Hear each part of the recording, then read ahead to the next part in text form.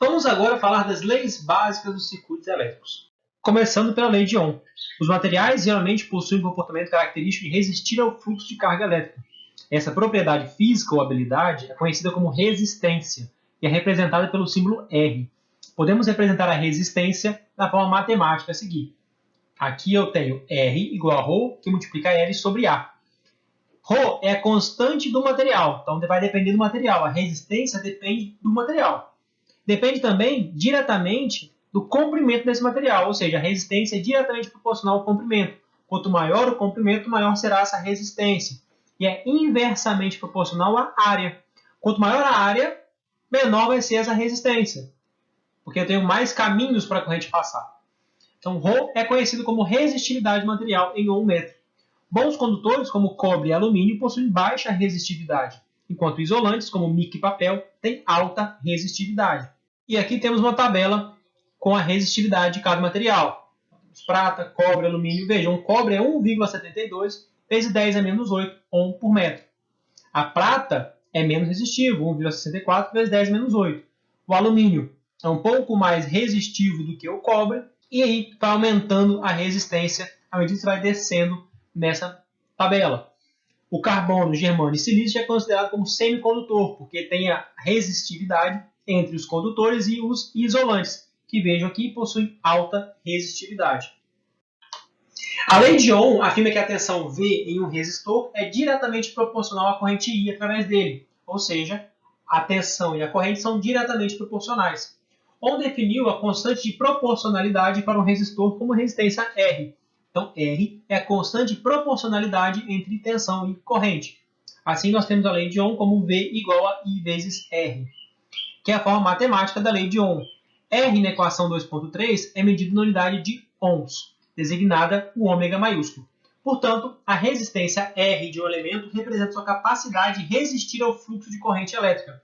Ela é medida em ohms.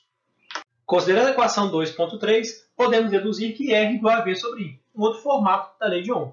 De modo que 1 ohm é igual a 1 volt por ampere. Para aplicar a lei de Ohm, o sentido da corrente I e a polaridade da tensão V tem que estar de acordo com a convenção do sinal passivo. Isso implica que a corrente flui do potencial mais alto para o mais baixo, de modo que V igual a IR. Se a corrente flui do potencial mais baixo para o potencial mais alto, V igual a menos IR. Para um curto-circuito, conforme a figura, a tensão é V igual a IR, que é igual a zero, porque a resistência é zero. Então vejam lá, curto-circuito é um caso onde eu tenho zero de resistência, uma resistência muito baixa. Neste caso, a tensão é zero, neste curto-circuito. Mas a corrente pode assumir qualquer valor. Porque eu tenho zero de resistência, a corrente pode assumir qualquer valor aí, a depender do circuito onde isso está conectado. Curto-circuito é um elemento de circuito com resistência que se aproxima do zero. É muito baixa a resistência. De forma similar, um elemento com resistência infinita é conhecido como um circuito aberto, conforme mostrado na figura B. Então, o circuito aberto é uma resistência muito alta. Para um circuito aberto, a corrente é o limite de R tendendo ao infinito de V sobre R e vai ser zero. Não flui corrente neste caminho, uma vez que ele está aberto. Neste caso, a tensão pode ser qualquer valor a depender do circuito que está conectado. Logo, circuito aberto é um elemento de circuito com resistência que se aproxima do infinito. Temos, então, curto-circuito, que é uma resistência que se aproxima do zero, e circuito aberto, que é uma resistência que se aproxima do infinito. Entre esses dois valores, de zero e infinito, temos os resistores, que podem ser fixos ou variáveis, sendo que a maior parte é do tipo fixo, significando que sua resistência permanece constante. Os dois tipos mais comuns de resistores fixos são os de fios e compostos. Os resistores compostos são usados quando é necessária resistência elevada. As resistências mostradas na figura B, que é um resistor de eletrônica muito utilizado, é muito pequeno para estar escrito qual é a resistência dele. Então é comum a utilização de código de cores. Então eu tenho resistores comuns e resistores de precisão. Então de cima aqui é o comum, de baixo de precisão. Cada cor na faixa aqui indica uma resistência. A primeira faixa indica a unidade. A segunda faixa também indica uma unidade.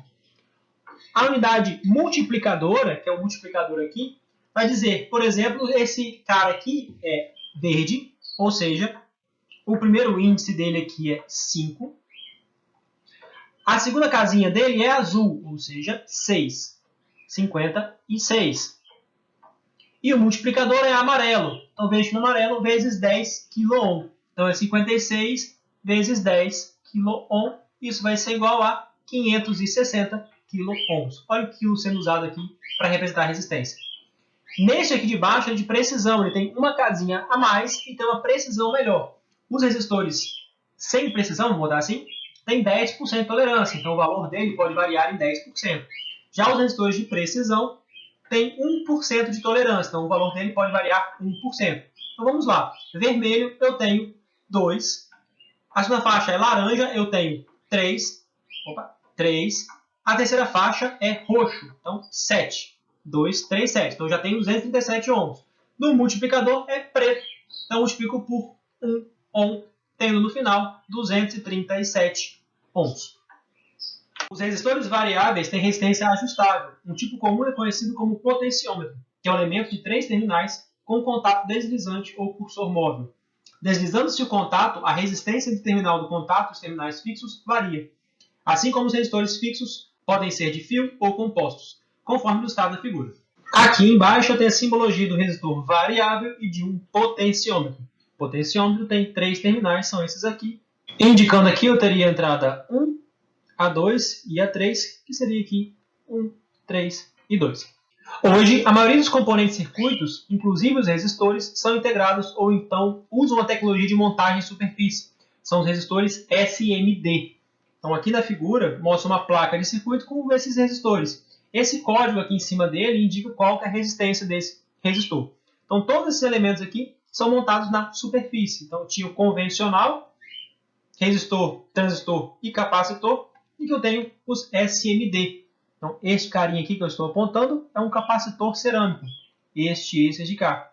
Esse aqui já são resistores, e aqui eu tenho um transistor aqui e aqui. Então, são bem menores do que os componentes convencionais. Devemos destacar que nem todos os resistores obedecem à lei de Ohm. E o que obedece é conhecido como resistor linear. Ele tem uma resistência constante e, portanto, apresenta sua curva característica conforme o estado da figura A. É constante, é uma reta. Seu gráfico I por V é uma linha reta que passa pela origem, uma vez que tensão zero, corrente zero. Já o resistor não linear não obedece à lei de Ohm. Eu não tenho mais essa reta. Sua resistência varia com a corrente. E sua curva característica de IV é mostrada na figura B abaixo. Como exemplo de um resistor que não é linear, que é não linear, temos a lâmpada incandescente e o diodo. A lâmpada incandescente varia sua resistência com a corrente. Então vejam bem, quando ela está desligada, a lâmpada está fria. Quando passa uma corrente, ela começa a aquecer. Este aquecimento faz variar a resistência dessa lâmpada. Dessa forma, a lâmpada possui uma resistência não linear. Uma medida útil em análise de circuitos é o inverso da resistência R, conhecida como condutância. Uma medida que representa quanto um elemento conduz corrente elétrica e é representado por G. Então, G, que é a condutância, é o inverso da resistência, 1 sobre R, ou seja, 1 sobre V. A unidade de condutância é um mho, que é o ohms escrito ao contrário, ou o símbolo ômega invertido. Ainda podemos considerar o Siemens. Este é a unidade SI para condutância que iremos utilizar. Então, o Siemens é igual a um mho, que é igual a 1 ampere por volt. Portanto, condutância é a capacidade de um elemento de conduzir corrente elétrica. Ela é medida em mho ou Siemens. A mesma resistência pode ser expressa em ohms ou Siemens. Por exemplo, 10 ohms é o mesmo que 0,1 Siemens. Na equação 2.7, podemos escrever I igual a G vezes V, invertendo ali a resistência. A potência dissipada por um resistor pode ser expressa em termos de R. Usando a equação 1.7 e 2.3, temos que P igual a VI, que é igual a I ao quadrado vezes R, que é igual a V ao quadrado sobre R. A potência dissipada por um resistor também pode ser expressa em termos de G, como P igual a VI, que é igual a V ao quadrado vezes G, que é igual a I quadrado sobre G. Devemos observar dois pontos a partir das equações 2.10 e 2.11. A potência dissipada em um resistor é uma função não linear da corrente ou tensão. Já que R e G são quantidades positivas, a potência dissipada em um resistor é sempre positiva. Portanto, um resistor sempre absorve a potência do circuito, confirmando a ideia de que é um elemento passivo incapaz de gerar energia. Então vamos falar de nós, ramos e laços. Ramos representam um elemento único como fonte de tensão ou resistor. Nó é o ponto de conexão entre dois ou mais ramos. E laço é qualquer caminho fechado em um circuito. Então, cada elemento aqui eu tenho um ramo. O nó é a junção desses ramos. Por exemplo, entre a fonte e o resistor de 5 ohms, eu tenho o nó A. Entre o resistor de 5 ohms resistor de 2, o resistor de 3 e a fonte de corrente 2 amperes, eu tenho o nó B, que é conexão.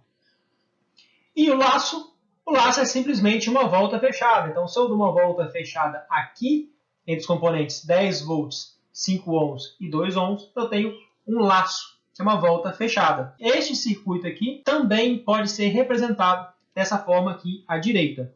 Vejam que aqui pode dar a ideia que eu tenho mais de um nó. Não, é um nó só. Estou juntando todo mundo aqui. Todo mundo se encontra nesse nó B.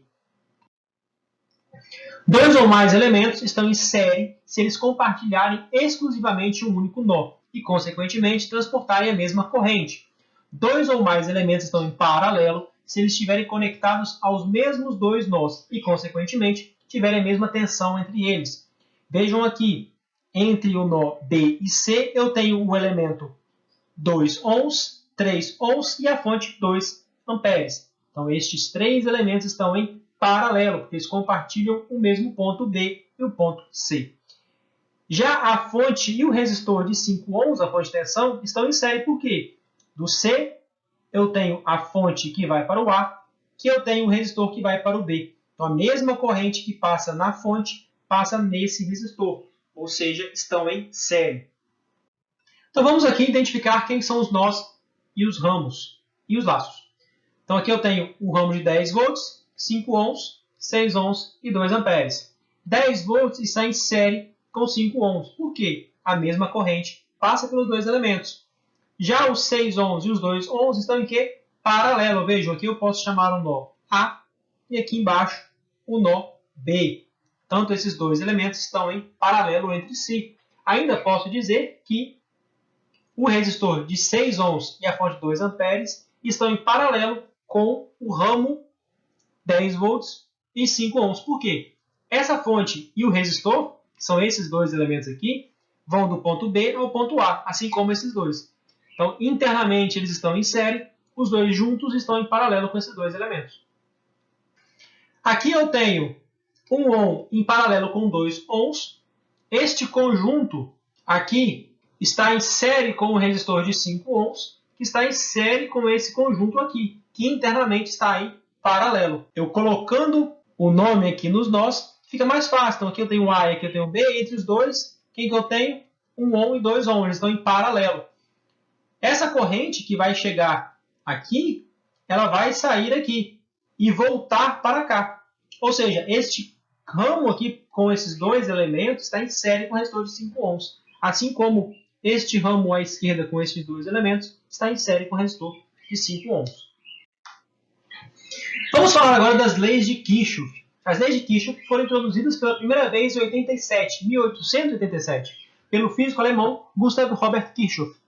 E são formalmente conhecidas como lei de Kirchhoff para corrente, que é LKC, ou lei dos nós, e lei de Kirchhoff para tensão, que é LKT, ou lei das malhas. A lei de Kirchhoff para corrente, que é LKC, diz que a soma algébrica das correntes que entram em um nó, ou limite fechado, é zero. Então, temos que a primeira lei de Kirchhoff diz que o somatório de todas as correntes em um nó é igual a zero, onde n é o número de ramos conectados ao nó e n é a enésima corrente que entra ou sai do nó.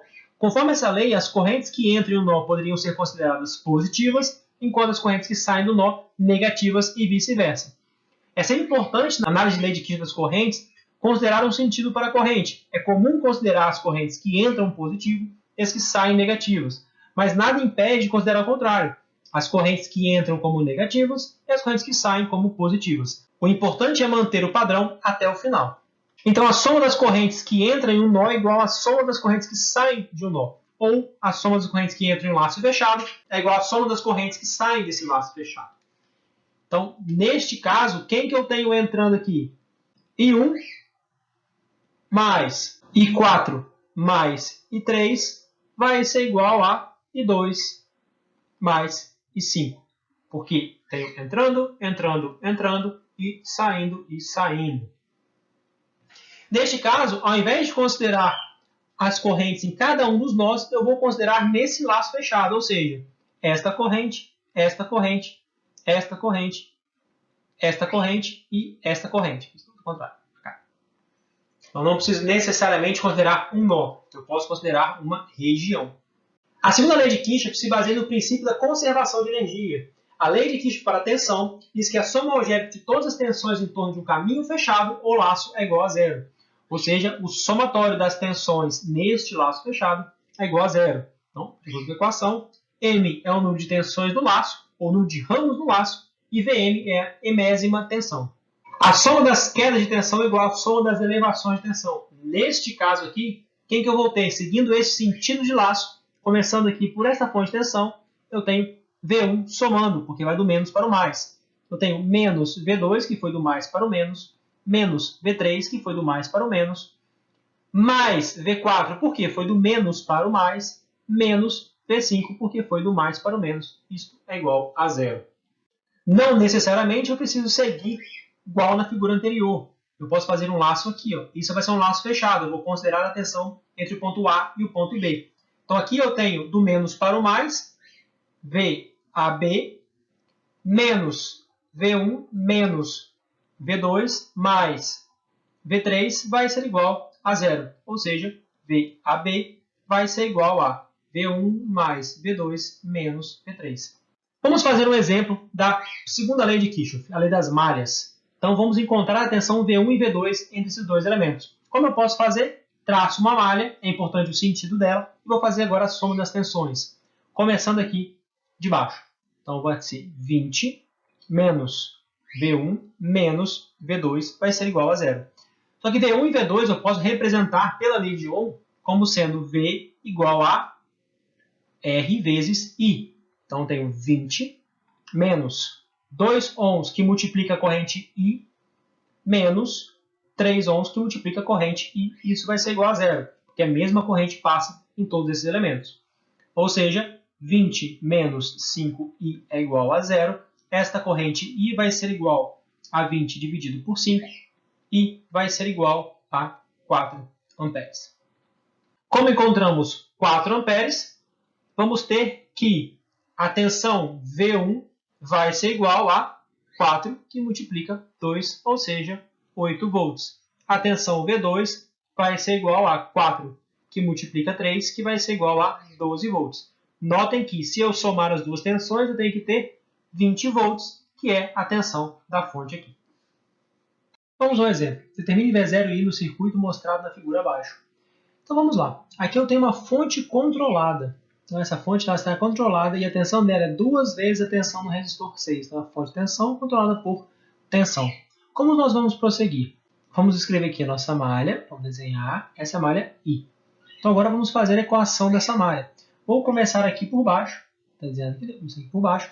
Então eu tenho 12 menos 4 vezes I. Por que menos? A tensão sempre vai do positivo para o negativo no sentido da corrente. Então a corrente entra no positivo e sai no negativo.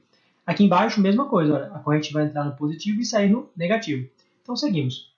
Menos 2V0, porque menos, olha, do mais para o menos. Aqui é mais 4V, porque ó, fui do menos para o mais. Então mais 4 menos 6, que multiplica I. 6 vezes I. Isso vai ser igual a zero, porque eu fechei meu laço. Então a soma das tensões no laço fechado é igual a zero. Então agora eu vou juntar algumas coisas aqui. Eu tenho 12 com 4, 16. Menos 4 com menos 6, menos 10 e menos 2, V0, isso vai ser igual a zero. Agora eu tenho que V0, quem que é V0? Olha, o positivo está aqui e o negativo aqui. O contrário que está no resistor. Eu sei que esta tensão aqui no resistor é quem? 6 que multiplica I. Só que está ao contrário aqui, vejam. Então o V0 vai ser igual a menos 6 que multiplica I. Então aqui eu tenho 16 menos 10I menos 2 vezes que multiplica menos 6I igual a zero. Então, 16 menos 10i mais 12i igual a zero. 16 mais 2i igual a zero. Daqui nós tiramos que a corrente vale menos 8 amperes. Limpando aqui, nós sabemos que a corrente I é igual a menos 8 amperes. V0, então, vai ser menos 6i, que vai ser menos 6 que multiplica menos 8, que vai ser 48 volts. Essa é a tensão V0 e a corrente é menos 8 amperes. Vamos para mais um exemplo aqui, agora considerando a primeira lei de Kirchhoff.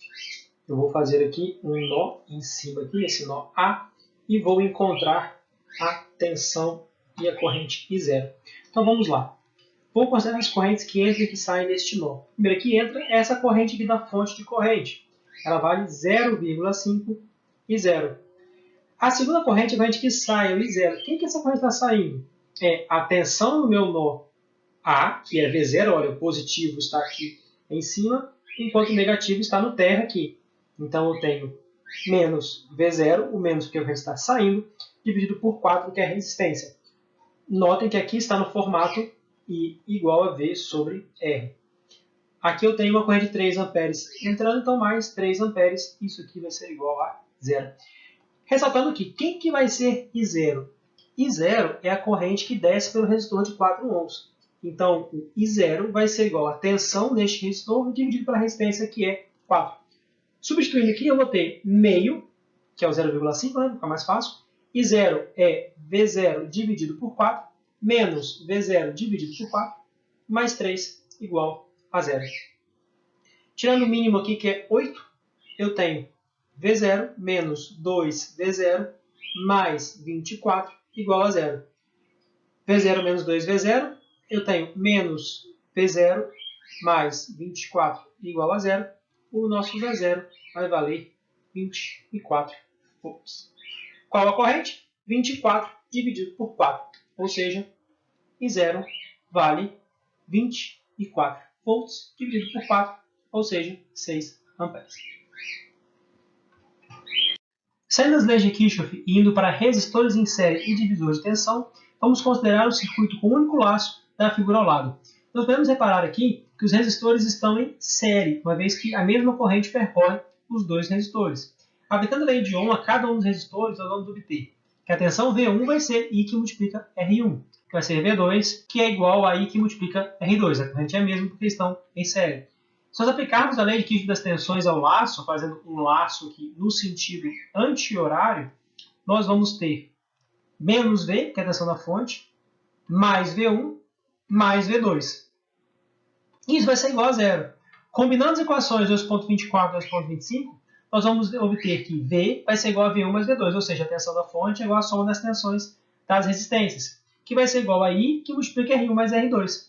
Então, a corrente que multiplica a soma dessas resistências. Ou seja, a corrente vai ser a tensão pela soma das resistências, uma resistência equivalente.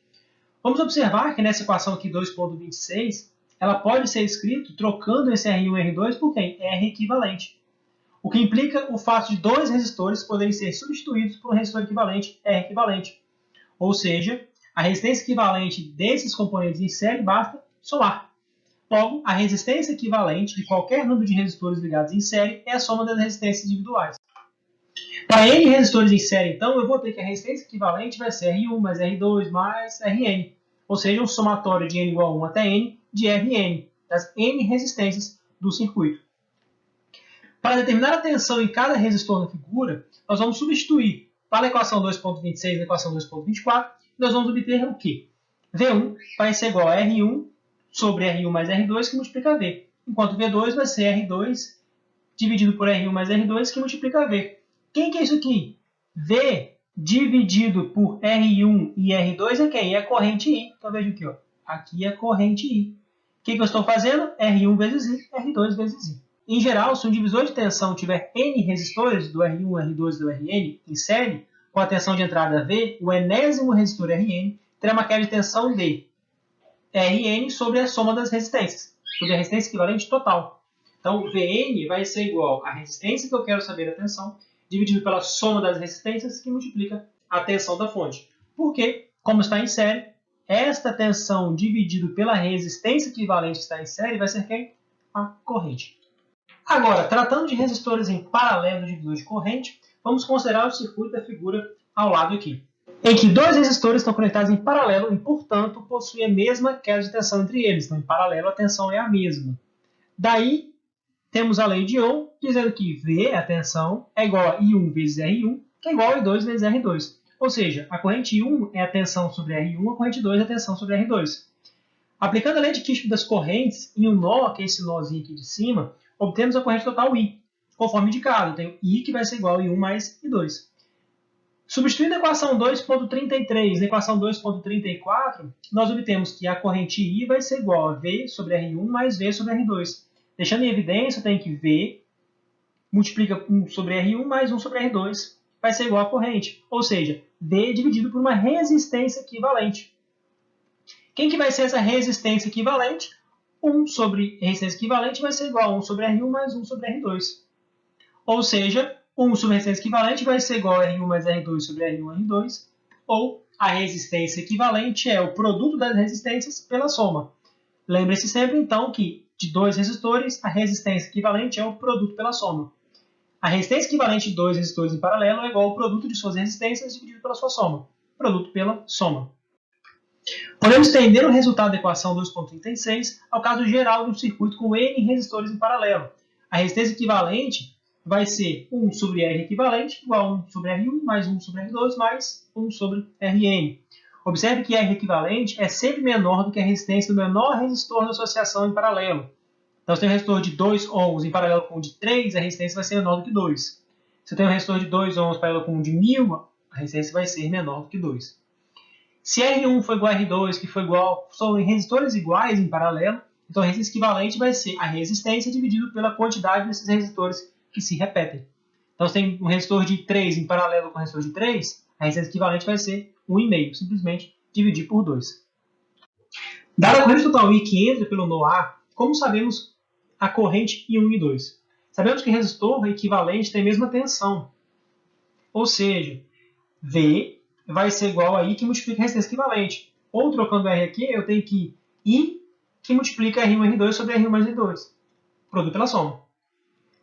Cobrando as equações 2.33 aqui embaixo com essa 2.42, nós chegamos em I1 vai ser igual a R2 I1, que divide por R1 mais R2. E 2 é igual a R1 que multiplica I, dividido por R1 mais R2. Que mostra que a corrente total I é compartilhada pelos resistores na mesma proporção inversa de suas resistências. Isso é conhecido como princípio da divisão de corrente e o circuito da figura é conhecido como divisor de corrente. Perceba que a maior corrente flui pela menor resistência, o que é bem lógico. Então, vamos aqui para mais um exemplo. Então, exemplificando, pense que R1 é uma resistência pequena e R2 é uma resistência grande. Se a corrente tende a ir pelo caminho de menor resistência, é totalmente lógico que vai passar mais corrente no resistor I1, R1, porque ele é menor do que o resistor R2. Por isso que a corrente I1 depende do resistor R2. Porque quanto maior for R2, maior vai ser a parcela da corrente que vai passar por R1 e não por R2. Normalmente é mais conveniente usar a condutância em vez de resistência ao lidar com resistores em paralelo. A partir da equação 2.38, a condutância equivalente para N resistores em paralelo é simplesmente a soma das condutâncias. Então, a condutância equivalente de resistores conectados em paralelo é a soma de suas condutâncias individuais. A condutância equivalente de N resistores em série é como se fosse resistência em paralelo. Então, 1 sobre a condutância total vai ser igual a 1 sobre a condutância G1 mais 1 sobre a condutância G2 e por aí vai. Então, vamos fazer um exemplo. Vamos determinar a resistência equivalente para o circuito aqui ao lado. Então, a melhor maneira de resolver circuitos com resistência equivalente é ir redesenhando. Então, cada parte a gente vai resolvendo um pedacinho, ao final resolvendo o circuito todo. Então, primeiramente, eu vou resolver este ramo aqui junto com este ramo aqui. Este primeiro está em paralelo, então eu tenho um resistor de 6 ohms em paralelo com o de 3 ohms. Fazendo o produto pela soma, ou seja, 6 vezes 3 dividido por 6 mais 3, eu tenho a resistência equivalente aqui de 2 ohms.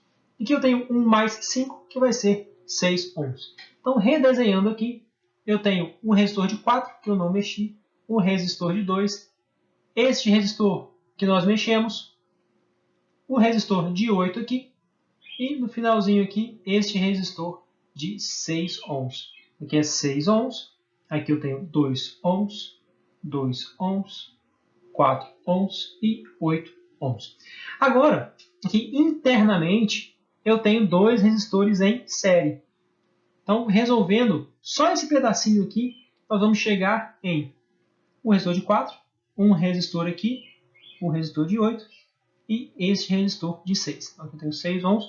2 com 2, nós temos 4 ohms aqui, aqui 4 ohms e aqui 8 ohms.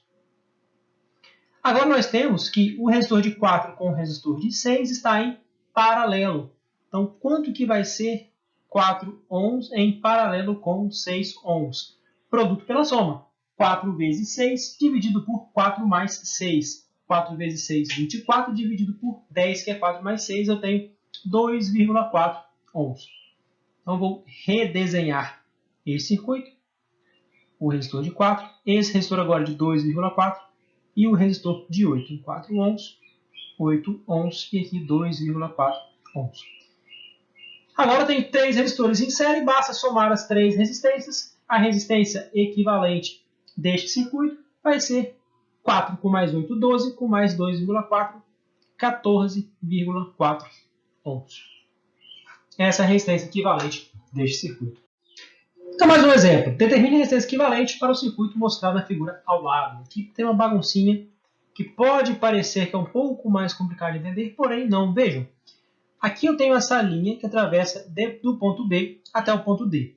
Aqui eu tenho uma linha que atravessa do ponto B até o ponto C. Vejam, entre esse ponto B e esse ponto B eu não tenho resistência, eles são o mesmo ponto. Então eu posso redesenhar esse circuito para ficar mais fácil. Como então? Vamos lá. A entrada, o resistor de 10, aqui eu tenho o ponto C. Aqui eu tenho o resistor de 3 e beleza. Agora eu vou desenhar o resistor de 1, a descidinha, o resistor de 1, o de 5 aqui e volta para cá. Vamos lá. O resistor de 6, ele está entre o ponto C e o ponto B, que é aqui embaixo. Aqui é o ponto B. O resistor de 12 está entre o ponto D, que é aqui, e o ponto B. Enquanto o resistor de 4 também está entre o ponto D e o ponto B. Então aqui eu tenho 12 ohms, 4 ohms, 3 ohms. Aqui eu tenho o de 12, 1 ohm, 1 ohm, 5 ohm. Agora, o que eu preciso fazer é o paralelo entre 12 e 4 e o paralelo entre 3 e 12. Então, resolvendo aqui, eu tenho 12 com 3 dando 2 ohms e 6 com 4 resultando em 3 ohms. Agora, o que eu vou fazer é o paralelo entre 3 e 6, que é igual a 2 ohms, somado com este 1 ohm aqui. Então, vai dar 3 ohms. Dessa forma, eu troquei todo este pedaço aqui por este resistor de 3 ohms, que vai estar em paralelo com o resistor de 2 ohms e esse resultado em série com o de 10. Então, este finalzinho eu tenho 2 paralelo com 3 vai ser igual a 1,2. Então, aqui eu tenho 2 paralelo com 3 em série com 10. Então, seria a resistência equivalente 2 paralelo com 3 mais 10. Aqui, então, eu tenho 1,2 mais 10. A resistência equivalente vai ser igual a 11,2 ohms. Muitas vezes surgem situações na análise de circuitos em que os resistores não estão nem em paralelo nem em série. Muitos circuitos do tipo mostrado na figura acima podem ser simplificados utilizando-se redes equivalentes de 3 terminais. Essas correspondem à rede Y ou T, são essas mostradas nessas duas figuras, ou a rede delta ou π, nessas duas figuras aqui de baixo. Elas são a mesma, a diferença mesmo é só a representação, né? Baixou um pouquinho esse resistor aqui R1 e R2 e ficou nessa rede T. Aqui foi só puxar um pouquinho para o lado o RA e o RB e vai ser essa rede π. Os dois são a mesma coisa, né? Essa conversão de delta para Y é simplesmente essa aqui mostrada. Então, R1 vai ser quem? Olha, esse é o R1. Ele vai ser os resistores adjacentes dividido pela soma dos resistores. O R2 vai ser os resistores adjacentes, RA e RC, dividido pela soma dos resistores, assim como o R3 vai ser os resistores adjacentes, dividido por todos os resistores, a soma dos resistores. Já a conversão Y-delta, eu tenho que o RA vai ser igual à multiplicação dos resistores 2 a 2, R1, R2, R2, R3, R3, R1, dividido pelo resistor do lado oposto, R1. Então vejam, RD vai ser R1, R2, R2, R3, R3, R1 dividido por R2. Enquanto o RC vai ser essa mesma multiplicação de 2 a 2, R1, R2, R2, R3, R3, R1 dividido por R3. Vamos falar de algumas aplicações de resistores em série e em paralelo. A lâmpada, como nós já sabemos, é uma resistência. Vamos considerar aqui lâmpada incandescente. Elas podem estar em paralelo ou em série. Se as lâmpadas estão em paralelo, a mesma tensão está sendo aplicada em todas as lâmpadas. Se ela está em série, eu tenho que a tensão está aplicada no somatório das lâmpadas, né? Em todas as lâmpadas ali ao mesmo tempo. Onde nós vemos isso? Em luzes de Natal. Luzes de Natal são arranjos série e paralelo. Tanto que queima uma lâmpada, queima um pedaço da lâmpada. Um pedaço da luz de Natal, não queima tudo. Porque eu tenho ramos série ligados em paralelo. Então, nesse caso aqui, vamos fazer um exemplo. 3 lâmpadas são conectadas a uma fonte de 9 volts, conforme mostrado na figura A. Calcule a corrente total fornecida pela fonte, a corrente que passa por cada lâmpada, a resistência de cada lâmpada. Então, aqui vamos somar as potências. A potência da fonte, que é a soma das 3 potências aqui, vai ser 15 mais 10 mais 20. Então, a potência total desse circuito, que é a potência que a fonte está entregando para o circuito, vai ser de quanto? 15 com mais 10, 25. Com mais 20, 45 watts. Nós temos que a potência é V vezes I, ou seja, a corrente vai ser igual a potência dividido pela tensão. Neste caso, a potência entregue é 45 watts e a tensão da fonte 9 volts, ou seja, a corrente que sai da fonte é de 5 amperes. Então, a corrente de 5 amperes é a corrente que sai da fonte aqui. Uma outra análise que nós podemos fazer aqui é que V1 é igual a 9 volts. Então, a potência no resistor 1 vai ser V1 que multiplica a corrente I1. Não é isso? Então, a potência no resistor 1 é 20 watts, a tensão é 9 volts e eu tenho a corrente I1 que eu não sei. Então, I1 vai ser igual a 20 dividido por 9. Isso vai ser igual a 2,222 amperes. Se eu tenho 2,2 amperes descendo aqui, isso aqui eu tenho 2,22 amperes, qual a corrente que passa no ramo de cá? Entram 5, 2,2 vem para cá. A corrente I2, então, tem que ser 5 menos 2,222. Esta corrente I2 vai ser igual a 2,778 amperes. Como eu tenho que potência é igual a R vezes I quadrado, eu sei que R vai ser igual a potência dividido por I quadrado. Eu já tenho todas as correntes aqui. Basta agora achar, olha, R1 vai ser a potência de 20 dividido por 2,22 ao quadrado. R1, então, vai valer 4,05 ohms. Para R2, eu faço 15 dividido por 2,778 quadrado, que vai ser igual a 1,945 ohms. Por fim, R3 vai ser igual a 10 dividido por 2,778 quadrado, que vai ser igual a 1,297 ohms. Uma outra aplicação das associações de resistores é a medição de tensão.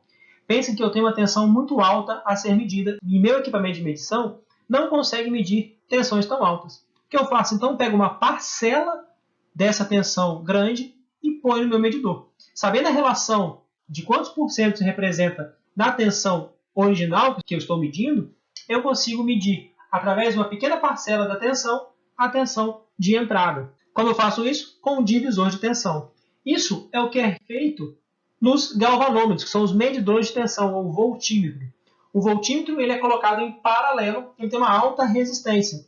O que eu faço é simplesmente dividir a minha tensão para que eu tenha uma tensão menor a ser medida no meu medidor.